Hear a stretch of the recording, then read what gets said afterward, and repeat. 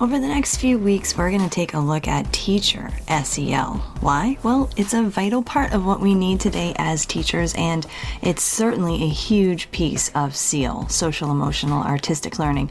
So plug yourself in and let's get rocking.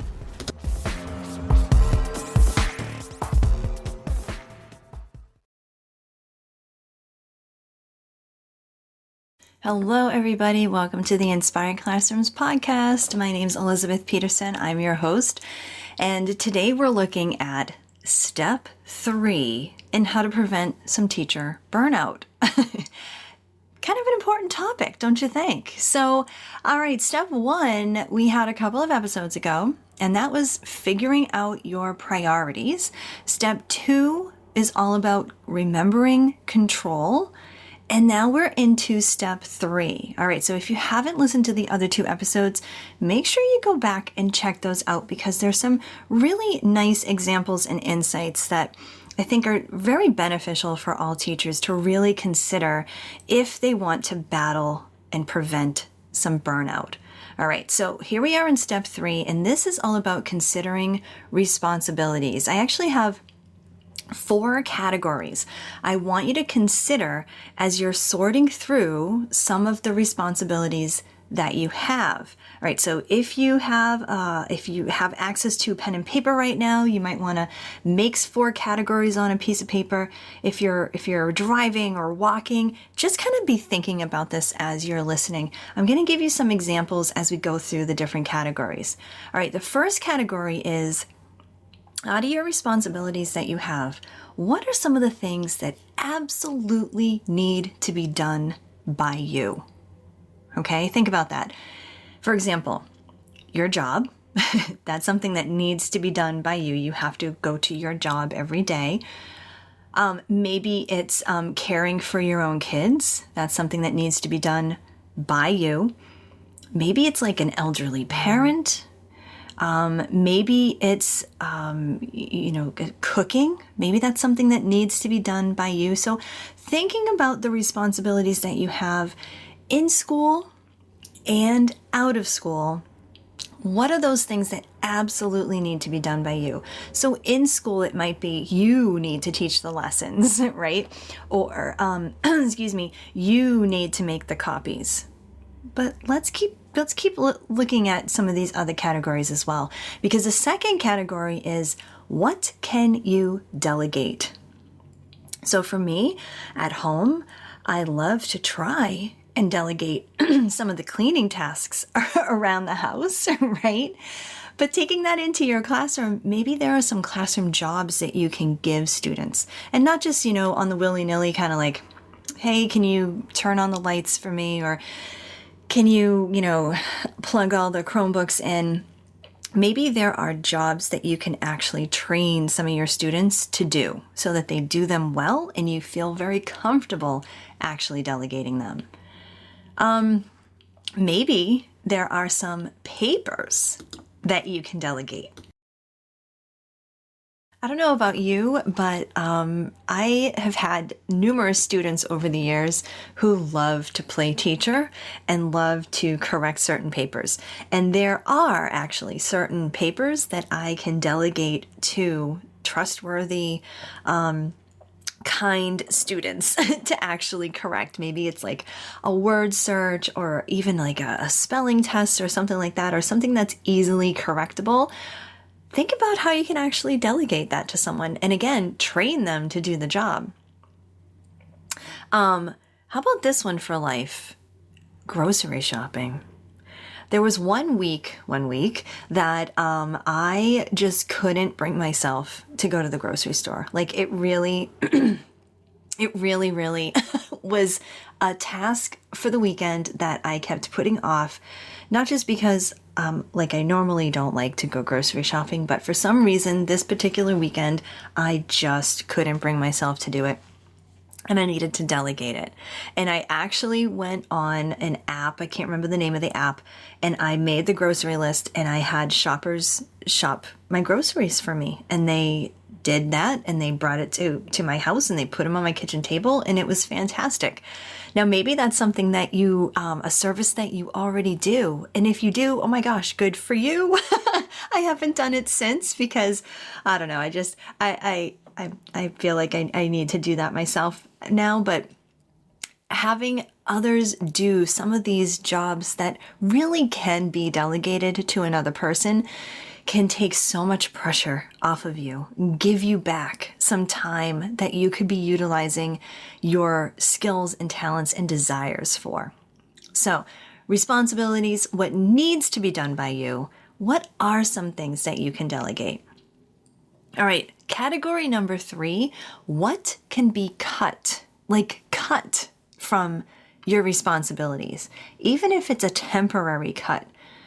For example, maybe you don't need to cook every night. Maybe you don't need to prepare lunches every evening to be prepared for the next day. Maybe you can cut that for a short time and get prepared food, or have a plan for, getting food delivered to yourself, or asking, this would be kind of like with the delegating. Maybe you can ask someone else to do it for you.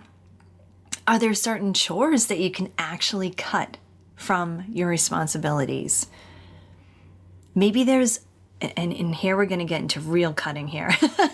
Maybe there's a committee that you can cut out of your responsibilities. You know the one I'm talking about, right? The one that you've been thinking about quitting for some time. Maybe it's time to just cut that and approach your administrator with as much care and compassion as needed to help them to understand that you just need to remove this one responsibility for yourself at this point in your life. Also, another school-related one, maybe there are certain assignments that you can cut out. The assignments that maybe don't tell you all the information you really need to know about your students, or maybe cut down an assignment so that it's not as robust as it used to be, and you still get the benefit of the assignment and the students still get the benefit of doing the assignment. And along those lines is also grading. Maybe there are some papers you just don't need to grade, right? Can you cut some of the grading out? Can you put a star at the top of the paper because it's a paper that you completed together as a class? I'm going to tell you one of the best things that I purchased for myself this school year was a stamp that says completed together. And I got that stamp because so much of what we were doing in the classroom in certain subjects, we were actually completing together because I was teaching the students the content. I was teaching them how to do the thing, So for you, maybe it's you're teaching them, you're walking them through, you're working together through math problems, or you're walking them through the writing process, and everybody's assignment kind of comes out the same. That's not something you can grade, is it? And so what I did was I got this stamp, and on those types of assignments, I put the stamp down at the bottom that says completed together, so that the parents know that I've looked at the paper, but I don't have to put a grade on it. I hope that makes sense, and I hope maybe some of you that just became ooh, I need to get me one of those too. All right, so we've done category 1, what needs to be done by you. What can you delegate? That was category 2. Category 3 is what can be cut. And here's the 4th one. What could be added? Now, this may sound odd at first because we're talking about responsibilities and I'm talking about helping you to prevent your own burnout. But what are some things that can be added? Let me give you a couple of examples. What about a short daily walk? We all know the benefits of exercise and the simple act of taking a walk. Is that something that can be added to your day? And it could be a 5 or 10 minute walk. A few weeks back, I created a reel about how I'm taking a 10-minute walk at my lunch break all the time. And then the weather got really cold. But, and sometimes I would do the walk inside. But the other day, I kind of got off track with the walking, but then I just decided I'm going to go for a walk. And I literally just I timed myself. It was only 4 minutes, but it was so beneficial. I'm telling you, if you can add something like a daily walk, whether it's by yourself or even with a colleague, that can be some nice thing to add to your responsibilities. What about a night out? A night out with your friends, a night out with your partner, a night out with your kids, a night out with, the cousin you haven't connected with in a long time.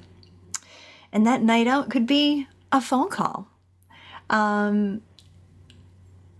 a cup of tea, going out for coffee, something like that. Just something that you can add, something nice to look forward to. And then I'm going to put this out there, and some people may have mixed feelings about it. But I think in this day and age, with everything that's going on, maybe you can add a bi-monthly mental health day, or maybe a quarterly mental health day. We have our sick days and our personal days for a reason. And as teachers, we don't get to necessarily have vacations when we don't have flexibility in terms of our vacations. But our mental health is so very important. And so I want you to consider, and maybe you already have, I would actually be very interested to know this. DM me on Instagram or Facebook, by the way, about this. But I'd be very curious. It's not a bad thing to have a mental health day. And so I'd be curious to find out how many of you have, or how many of you are thinking about that.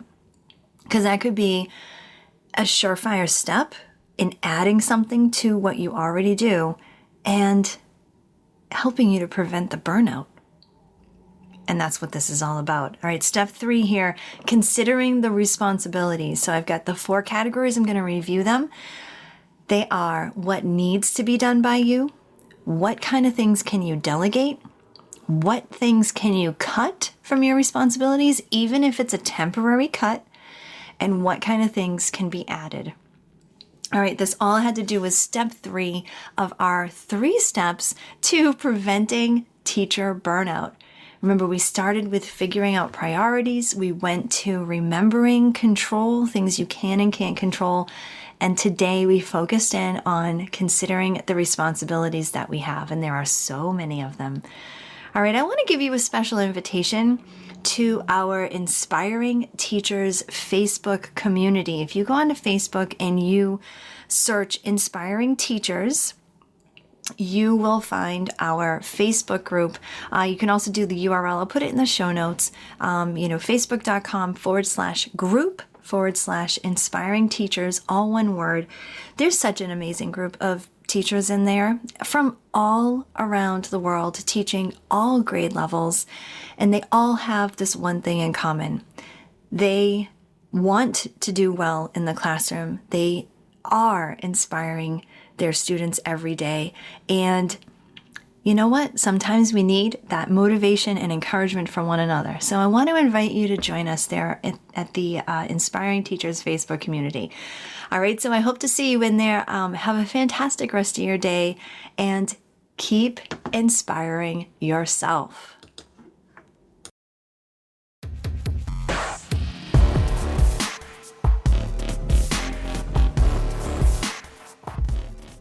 Thanks so much for listening. Please be sure to subscribe as we continue talking about arts, learning, and in this collection of episodes, Teacher SEL. Teacher SEL is an important part of SEAL, social, emotional, artistic learning, where we believe in investing in the teacher so that they can make the greatest impact on their students. If you want to learn more, go to teachsel.com. My name's Elizabeth Peterson, reminding you to get inspired so that you can be inspiring to your students.